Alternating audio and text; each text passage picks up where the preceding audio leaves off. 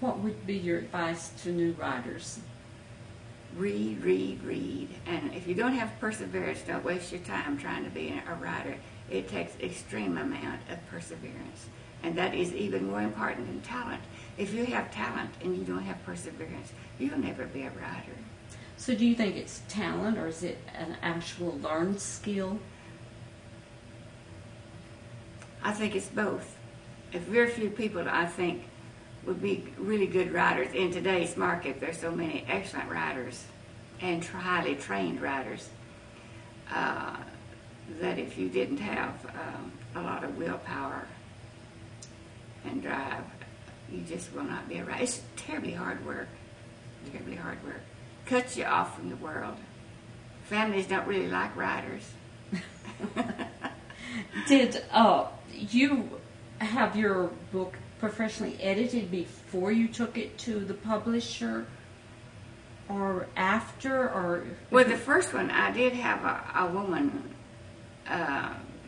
she did take it on her vacation, and she did sort of edit it, and it helped me a lot. The main thing it helps me, I think I had several scenes that were very similar, and she caught that right away. Which you get so caught up in the story, it's difficult for the writer to always remember that, especially if you have a lot of interruptions, and I always have a lot of interruptions. Tell us more about that. Well, did you know what time it is? It's time for lunch. Somebody's at the door. Did you wash my white shirt? Did you iron it? So I take it your family is always interrupting you. Always. Always. That's something I've heard other writers say, that friends will drop by and they say, well, since you don't work. Oh, yes. And they don't look at writing as work. Mm-hmm. Hardest work I've ever done. Do you set regular hours to write?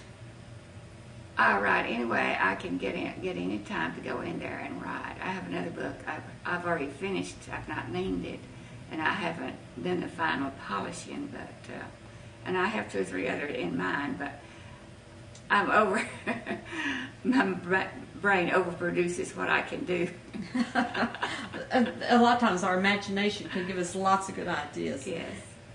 Do you? What is the worst part about writing? I mean, once it's published and it's... Marketing and working with the publisher is the most difficult. Working with the publisher? Because they have people that just come in and type, and type, and type, and then they send you the manuscript when they finish it, and you mark what's to be corrected. Then you get to read the whole thing again, because they may not have made all the corrections. So they go through and they type it up, and then you have to read it and make sure that there's no typographical errors or punctuation. That's why I never criticize a writer that has errors in her books, because there are people that are supposed to do that, and sometimes they don't do their job perhaps like they should. What have you learned from your book signings? They're wonderful, but tiring. And that's why you sell most of your books. If you don't give book reviews, you won't sell as many. Now, what is the best advice you were ever given as a young writer? Best writer. Read everything you can get your hands on. So you were given that advice, and you give it to the other writers. If you don't read a lot, you're not going to know how to write, because there's so many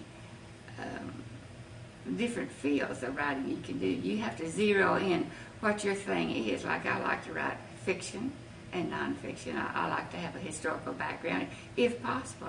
I like to start with reality and then dramatize it. So I like to write things that will remain in your mind with a lot of abstract meanings. A lot of my books have people read them 3 or 4 times, because they say they don't always catch the subliminal messages the first time. So you feel like your books are written on 2 different levels? Always, sometimes 3 or 4.